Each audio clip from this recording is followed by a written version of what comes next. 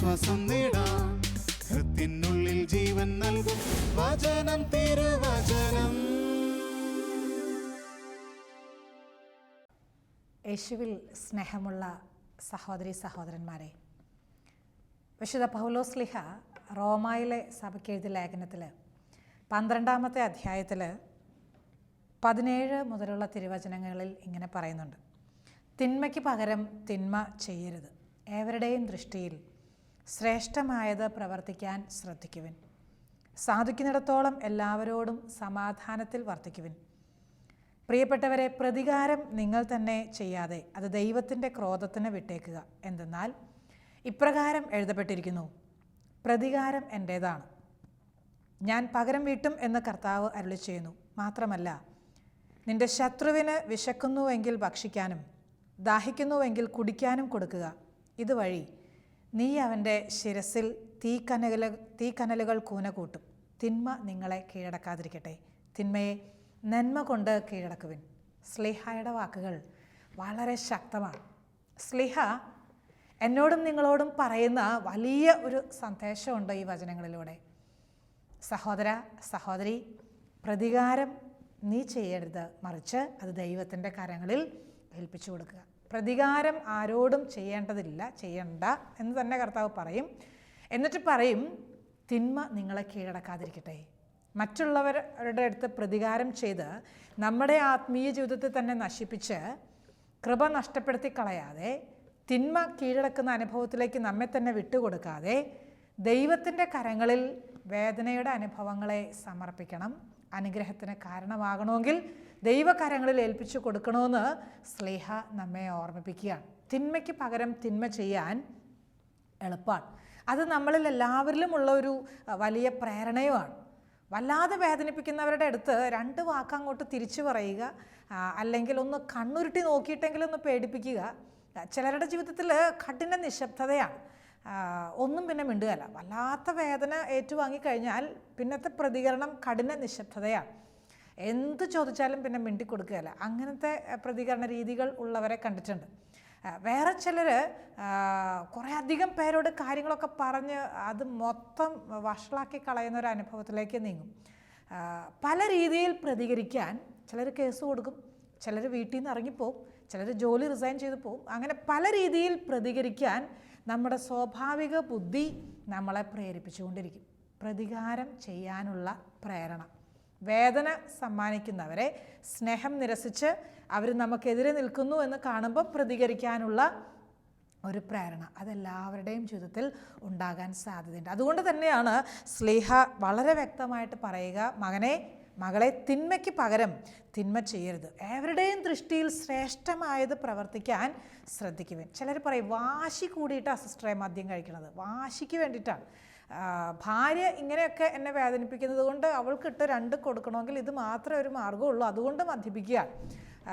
ചിലരുടെ ജീവിതത്തിൽ ഈ ജോലി ഇത്രയും സിൻസിയറായിട്ടും ഇത്രയും ആത്മാർത്ഥമായിട്ടും ഞാൻ പ്രവർത്തിച്ചിട്ടും ഇത്രയും കഠിനാധ്വാനം ഞാൻ ചെയ്തിട്ടും ഒരാൾ പോലും കാണാനില്ല, മനസ്സിലാക്കാനില്ല, തിരിച്ചറിയാനില്ല എങ്കിൽ ഇതിനുള്ള മറുപടി ഞാൻ വേറെ രീതിയിൽ കൊടുക്കും. പറയുന്നവരെ അനേകരെ കണ്ടിട്ടുണ്ട്, പ്രതികരിക്കുന്നവരെ അനേകരെ കണ്ടിട്ടുണ്ട്. പക്ഷേ കർത്താവ് നമുക്ക് നല്ലൊരു ഉദാഹരണത്തിലൂടെ അനുഗ്രഹത്തിൻ്റെ വഴികൾ നമുക്ക് കാണിച്ചു തരികയാണ്. ഉൽപ്പത്തിയുടെ പുസ്തകത്തിൽ 26-ാമത്തെ അധ്യായത്തിൽ നമ്മൾ ഒരു സംഭവം കാണുന്നുണ്ട്. ഇസഹാക്ക് കർത്താവ് പറഞ്ഞതനുസരിച്ച് ഈജിപ്തിലേക്ക് പോകാതെ ഗരാർ എന്ന് പറയുന്ന സ്ഥലത്ത് തന്നെ താമസിക്കുകയാണ്. അത് കർത്താവിൻ്റെ കൽപ്പനയാണ്, കർത്താവ് ഇഷ്ടപ്പെട്ടതാണ്. കർത്താവ് പറഞ്ഞതുകൊണ്ട് മാത്രം ഇസഹാക്ക് ഗരാറിൽ തന്നെ താമസിക്കുകയാണ്. നല്ലപോലെ കഠിനാധ്വാനം ചെയ്യുമായിരുന്നു ഇസഹാക്ക്. എല്ലാം കൊണ്ടും ഒരു നിമിഷം പോലും വിശ്രമം എടുക്കാതെ രാവില്ല പകലില്ല അതുപോലെ ജോലി ചെയ്യുമായിരുന്നു. അങ്ങനെ ഈ ഗരാറിൽ തന്നെ താമസിച്ച ഇസഹാക്കിന് വലിയ അഭിവൃദ്ധി ഉണ്ടാവുകയാണ്, സമ്പൽ സമൃദ്ധി ഉണ്ടാവുകയാണ്. കൃഷിക്കാരനാണ് ഇസഹാക്ക്.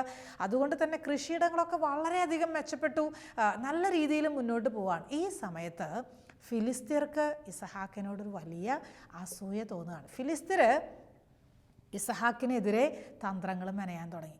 ഇസഹാക്കിൻ്റെ പ്രധാന ജോലി കൃഷി ആയതുകൊണ്ട് കുടിവെള്ളം ലഭിച്ചുകൊണ്ടിരിക്കുന്നത് അത് നിർത്തലാക്കിയാൽ ഇവന് പ്രശ്നമാവും, അതറിയാം. അതുകൊണ്ട് ഈ ഫിലിസ്തീർ ആ മേഖലയിൽ അധ്വാനിക്കാൻ തുടങ്ങി. പിതാവായ അബ്രഹാം കുഴിച്ച് ഇട്ടിട്ടുള്ള കിണറുകളൊക്കെ അവർ മണ്ണിട്ട് മൂടി. അതുകൊണ്ട് തന്നെ കൃഷിക്ക് യോഗ്യമല്ലാതായി തീരുന്നു. കന്നുകാലികൾക്ക് വെള്ളം കൊടുക്കാൻ പറ്റാതെയായിട്ട് മാറുന്നു. വല്ലാത്ത അസ്വസ്ഥത. മാത്രമല്ല, ഇത്രയൊക്കെ അവർ അസ്വസ്ഥത ഉണ്ടാക്കിയിട്ട് പുറകെ അബിമലേക്ക് വന്നിട്ട് പറയാണ്, ഈ സ്ഥലം വിട്ട് നീ പോകണം, ഗരാറിൽ നിന്ന് നീ വിട്ടു പോകണം. അങ്ങനെ പറയാൻ ഇസഹാക്കിന് അത് അനുസരിക്കാതെ നിവൃത്തിയില്ലാത്ത പോലെയായി. ഇസഹാക്ക് വേദനിച്ചിട്ടുണ്ട്. കാരണം ഒരുപാട് കഠിനാധ്വാനം ചെയ്ത് നേടിയെടുത്ത സമ്പത്തും കൃഷിയുടെ ഒക്കെ ഒറ്റ സെക്കൻഡ് നേരം കൊണ്ട് ഇട്ടിട്ട് പോകണമെന്ന് പറഞ്ഞാൽ അത് വല്ലാത്ത വേദന ഉളവാക്കുന്ന കാര്യമാണ്. പക്ഷേ തിരിച്ചടിക്കാൻ പോയില്ല, പ്രതികാരം ചെയ്യാനേ പോയില്ല. തിരിച്ചടിക്കണമെന്നൊക്കെ നല്ല പോലെ തോന്നി.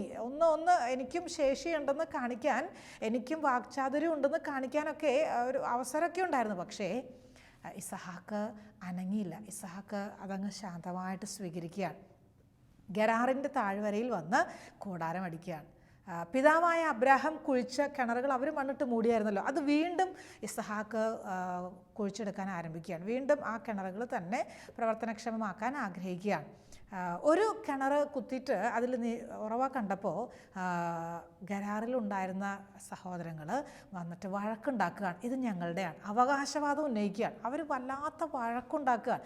ഈ വഴക്കുണ്ടാക്കിയപ്പോൾ വേണമെങ്കിൽ ഈ ഇസഹാക്കിന് ഒന്നുകൂടെ സ്വരം ഉയർത്തായിരുന്നു. ഏതെങ്കിലും രീതിയിൽ നാട്ടിലെ പ്രമാണിമാരോടോ അല്ലെങ്കിൽ ആരുടെ അടുത്തെങ്കിലൊക്കെ പോയിട്ട് നീതി നടപ്പാക്കി തരണമെന്ന് പറയാമായിരുന്നു. പക്ഷേ ഇസഹാക്ക് നിശബ്ദത പാലിക്കുകയാണ്. ഇസഹാക്ക് ഒരക്ഷരം പോലും പറയുന്നില്ല. ഇസഹാക്ക് പരിപൂർണ നിശബ്ദതയിലേക്ക് കടന്നു വരികയാണ്.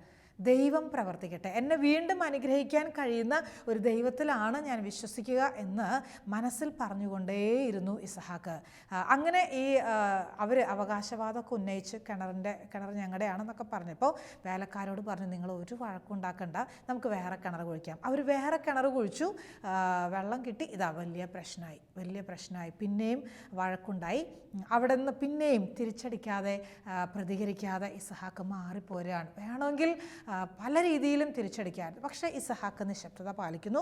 ഇസഹാക്ക് തിരിച്ചു പോരാണ്. വേലക്കാരെ സമ്മതിക്കുന്നേ ഇല്ല. ഒരു വാക്ക് സ്വരം ഉണ്ടാകാൻ വേലക്കാരോട് പറയുന്നില്ല. അവരോട് പറയുന്നു, ദൈവം നമ്മുടെ കൂടെ ഉണ്ടാവും. അങ്ങനെ പറഞ്ഞ് അവരെ ആശ്വസിപ്പിച്ച് കൊണ്ടുപോരാണ്. മൂന്നാമത് വീണ്ടും ഈ ഇസഹാക്ക് കിണർ കുഴിക്കുകയാണ്. ക്ഷമിക്കുന്നതിനൊക്കെ ഒരു അതിരില്ലേ? നമ്മൾ പറയുന്നൊരു കാര്യമാണ്. എത്രയാ ക്ഷമിക്കുക? എത്ര നാളായി ഇത് ആരംഭിച്ചിട്ട്? എന്നും ഈ വഴക്കാണ്, എന്നും ഈ ബഹളമാണ്, എന്നും അസ്വസ്ഥതയാണ്. പറയാറില്ലേ നമ്മൾ? വല്ലാത്ത വേദനയാണ് അതൊക്കെ. അങ്ങനത്തെ കാര്യങ്ങളൊന്നും നാട്ടുകാരുടെ അടുത്ത് പറഞ്ഞില്ലെങ്കിലും മനസ്സിൽ വല്ലാത്ത അസ്വസ്ഥത തോന്നും. ഈ ഇസഹാക്ക് മൂന്നാമത്തെ പ്രാവശ്യം കിണർ കുഴിച്ചപ്പോൾ അവർ വഴക്കുണ്ടാക്കാൻ വന്നില്ല. അത് വലിയൊരു അത്ഭുതമായിരുന്നു. അവർ വഴക്കുണ്ടാക്കാൻ വന്നില്ല. ഇസഹാക്ക് നിരന്തരമായിട്ട് അവരോട് ക്ഷമിച്ചുകൊണ്ടേയിരുന്നു. പ്രതികാരം എൻ്റെ അല്ല, അത് ദൈവത്തിൻ്റെ കൈകളിലാണ്. അത് ദൈവത്തിൻ്റെ കൈകളിലേക്ക് വച്ചു കൊടുക്കുകയാണ്. ഇസഹാക്ക് ഈ മൂന്നാം പ്രാവശ്യം കിണർ കുഴിച്ചിട്ട് വെള്ളം കണ്ടപ്പോൾ അവർ വഴക്കുണ്ടാക്കാൻ വന്നില്ല. ആ ഒരൊറ്റ കാരണത്താൽ തന്നെ മനസ്സ് വലിയൊരു ശാന്തമായി, സമാധാനമായി, സ്വസ്ഥതയായി. ഇസഹാക്ക് പറയുന്നൊരു കാര്യമുണ്ട്, കർത്താവ് ഞങ്ങൾക്ക് ഇടം തന്നിരിക്കുന്നു, ഞങ്ങൾ വീണ്ടും സമ്പൽ സമൃദ്ധി ഉള്ളവരാകും. പറയാണ്, കർത്താവ് ഞങ്ങൾക്ക് ഇടം തന്നിരിക്കുന്നു, ഞങ്ങൾ വീണ്ടും സമ്പൽ സമൃദ്ധി ഉള്ളവരാകും. ഉറപ്പാണ് ഇസഹാക്കിന്.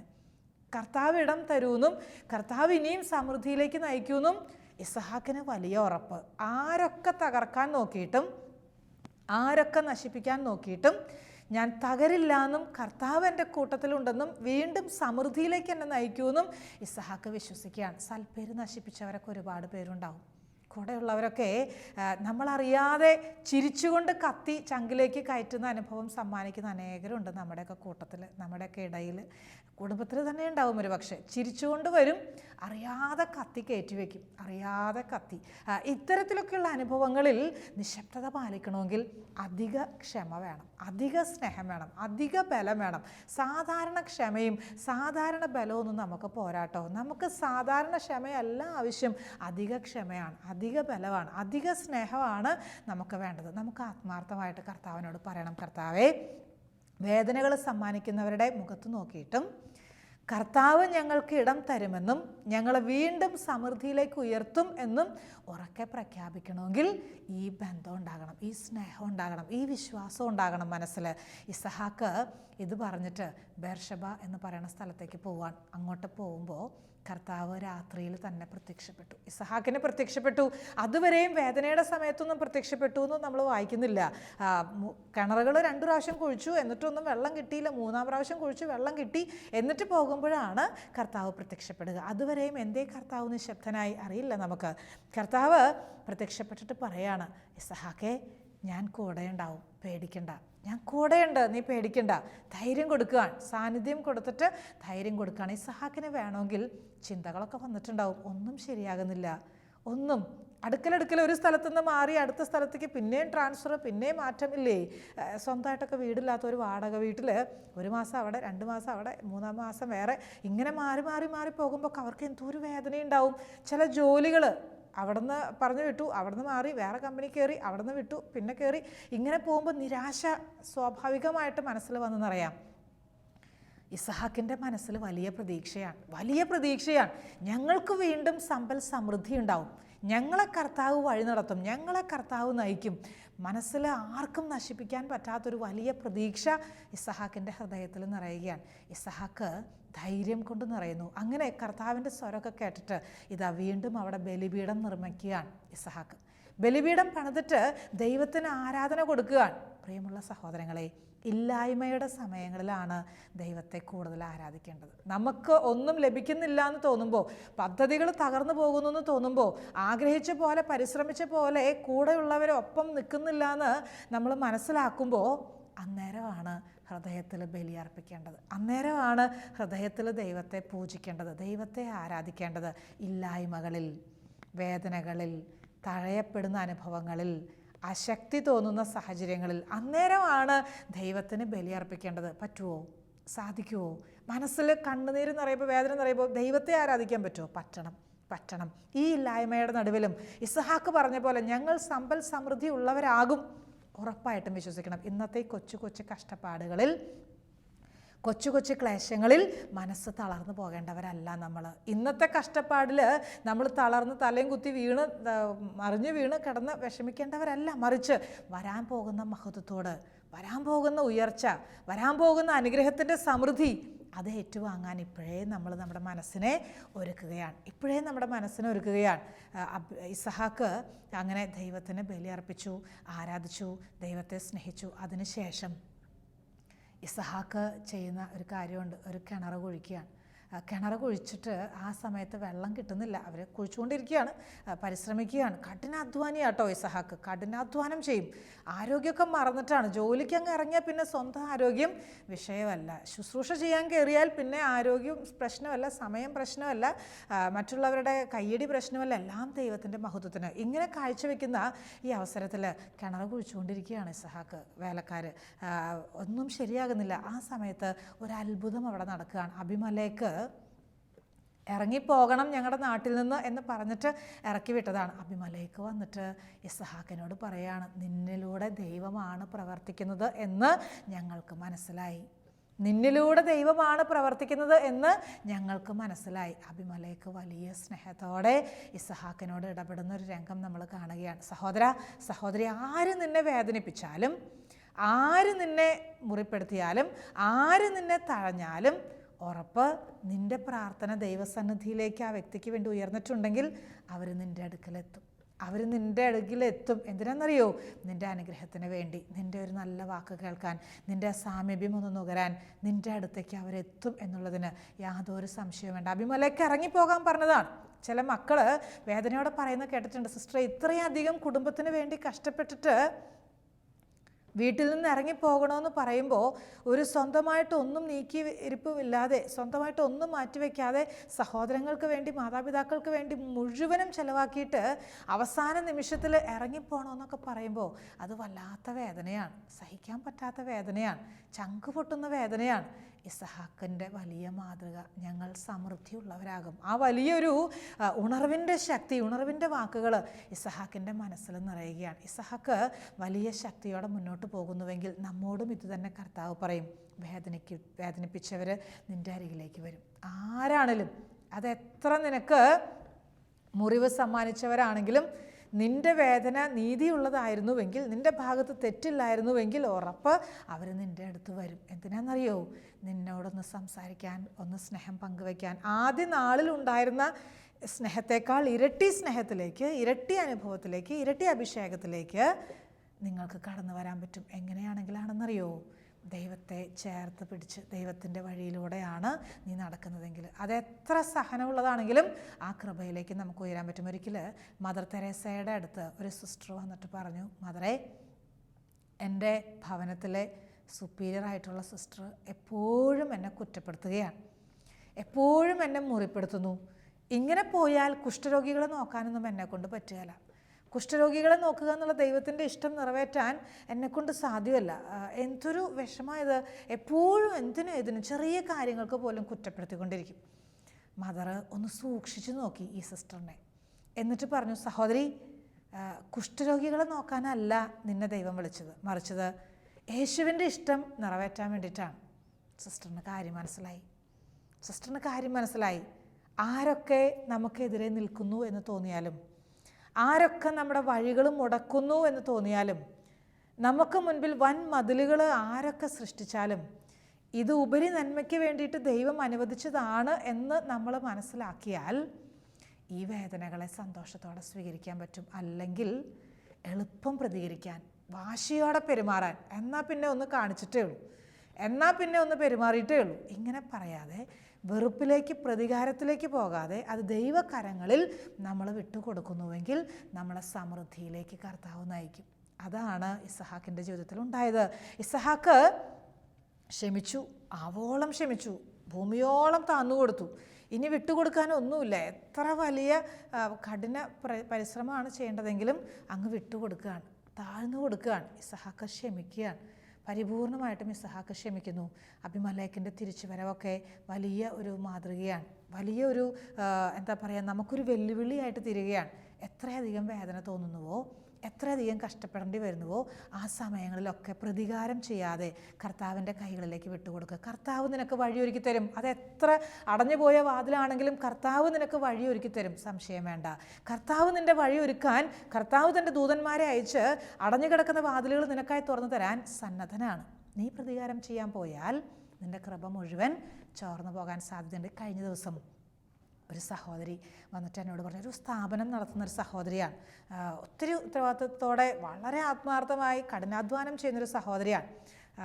ഒരു ചെറിയ കണക്കിൻ്റെയൊക്കെ കാര്യത്തിൽ, പൈസയുടെയൊക്കെ കാര്യത്തിൽ ഒരു ചെറിയ തട്ടിപ്പ് പോലും ഇല്ലാത്ത നിഷ്കളങ്കയായിട്ട് ജീവിക്കുന്ന, അധ്വാനിക്കുന്ന, ദൈവജനത്തിന് വേണ്ടി സേവനം ചെയ്യുന്നൊരു സഹോദരിയാണ്.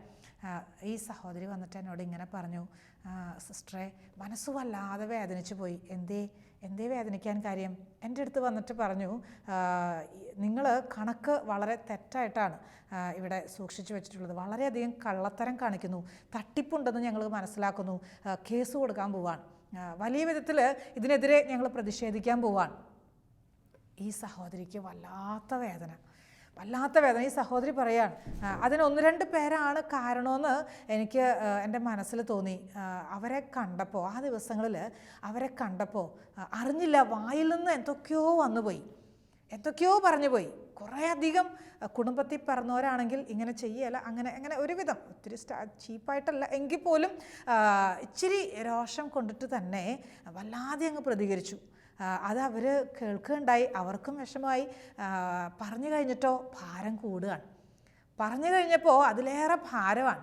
പ്രതികരിച്ച്, അതുവരെ അങ്ങനെ പ്രതികരിക്കുന്ന ഒരു സ്വഭാവമൊന്നും ഇല്ലായിരുന്നു, എന്ത് സഹനം കിട്ടിയാലും അങ്ങ് ക്ഷമിക്കുമായിരുന്നു. പക്ഷേ ഈ ഒരു വേദന കഴിഞ്ഞോടുകൂടി, ഇതൊക്കെ സ്വീകരിച്ചോടുകൂടി, അതുവരെയും നമ്മുടെ ഉള്ളിൻ്റെ ഉള്ളിലേക്ക് വേദനകൾ പ്രവേശിച്ചിട്ടില്ല. അതൊക്കെ പുറമെ ഇച്ചിരി തട്ടും മുട്ടൊക്കെ കിട്ടിയെന്നല്ലാതെ ഉള്ളിൻ്റെ ഉള്ളിൽ കത്തി കൊണ്ട് അറുക്കുന്ന പോലെയുള്ളൊരു അനുഭവം ഉണ്ടായിട്ടില്ലായിരുന്നു. ഈ സഹോദരി പറയാ, സിസ്റ്ററെ, അന്ന് തിരിച്ചു പറഞ്ഞതിന് ശേഷം പ്രാർത്ഥിക്കാൻ പറ്റുന്നില്ല, ഒരു ദൈവസാന്നിധ്യ അനുഭവം കിട്ടുന്നില്ല, ഒരു സംതൃപ്തി തോന്നുന്നില്ല മനസ്സിൽ. കഷ്ടപ്പെടുന്നുണ്ട്, ജോലി ചെയ്യുന്നുണ്ട്, പക്ഷേ ഒരു തരത്തിലുള്ളൊരു അസ്വസ്ഥത, ഒരു ഡ്രൈനെസ് ഫീൽ ചെയ്യാൻ, ഒരു ഭാരം തോന്നുകയാണ് മനസ്സിൽ, ഒരു സംതൃപ്തി, ഒരു സ്നേഹത്തിൻ്റെ ഊഷ്മളത അതൊന്നും നുകരാൻ പറ്റുന്നില്ല.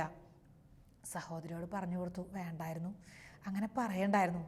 അങ്ങനെ പറയുമ്പോൾ നമ്മൾ ഈ പ്രാർത്ഥിച്ചെടുത്ത മുട്ടയിൽ നിന്ന് എന്തോ ഒരു കൊന്ത ചൊല്ലി ഇല്ലേ, എത്ര ഉപവാസം എടുത്തു, എത്ര ബലിയർപ്പിച്ചു, എന്തോ ഒരു കൃപ നേടിയിട്ടുണ്ട്. ആ കൃപയൊക്കെ ഒരു വശത്തു കൂടെ ചോർന്നു പോവുകയല്ലേ. പ്രതികാരം നമ്മൾ ചെയ്താൽ പോയാൽ, നമ്മൾ പ്രതികരിക്കാൻ പോയാൽ ദൈവത്തിന് അവസരം കിട്ടാതെ വരും. സഹോദര സഹോദരി, ദൈവത്തിൻ്റെ കൈകളിലേക്ക് വിട്ടുകൊടുക്കുക.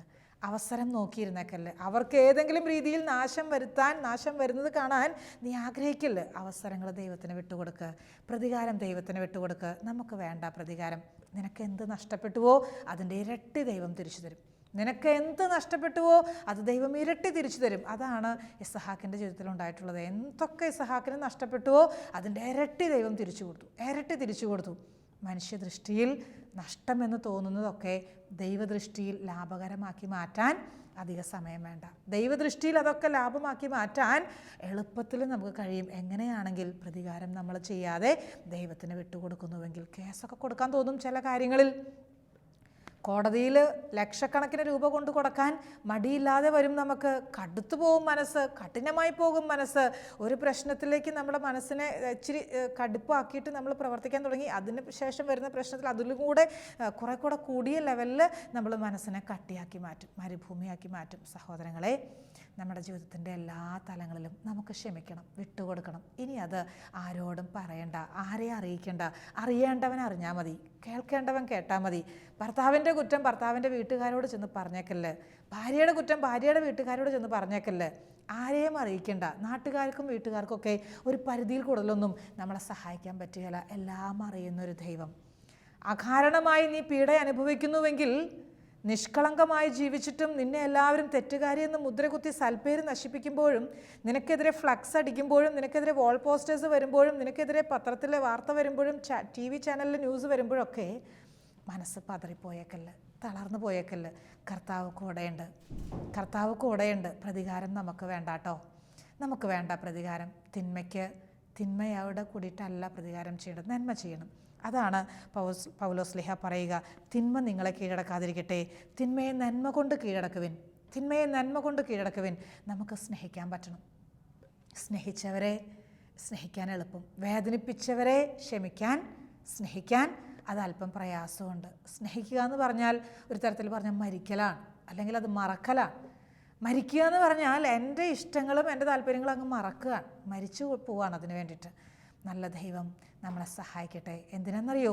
തിന്മയെ നന്മ കൊണ്ട് ജയിക്കാൻ, തിന്മയെ നന്മ കൊണ്ട് വളർത്തിയെടുക്കാൻ, തിന്മയെ മാറ്റി നന്മയിൽ വളരാൻ, ജ്വലിക്കാൻ. അതിന് വേണം ഒരു ജ്വലിക്കുന്ന സ്നേഹം, പാഷനേറ്റ് ലവ്, അങ്ങനെയാണ് പറയുക ഇംഗ്ലീഷിൽ. ജ്വലിക്കുന്ന സ്നേഹം വേണം. എന്തിന്? പ്രതികാരം നമുക്ക് തന്നെ ചെയ്യാതെ ദൈവകാര്യങ്ങളിൽ വിട്ടുകൊടുക്കണമെങ്കിൽ, അവരെ നിഷ്കളങ്കമായി സ്നേഹിക്കണമെങ്കിൽ. ദൈവമേ, വലിയ സ്നേഹം കൊണ്ട് സ്നേഹം വർദ്ധിച്ച് കിട്ടും തോറും ക്ഷമ എളുപ്പമായി തീരും. എത്രയധികം സ്നേഹം കൊണ്ട് നിറയുന്നുവോ അത്രയധികം ക്ഷമ കൊണ്ട് നിറയും, അത്രയധികം അനുഗ്രഹമാണ്. നീ ക്ഷമിക്കും തോറും അനുഗ്രഹമാണ്. വീട്ടിൽ ഒരാൾ ക്ഷമിക്കില്ല എന്ന് പറഞ്ഞാൽ അത് അനുഗ്രഹത്തിന് തടസ്സമാണ്, സംശയമില്ല കേട്ടോ.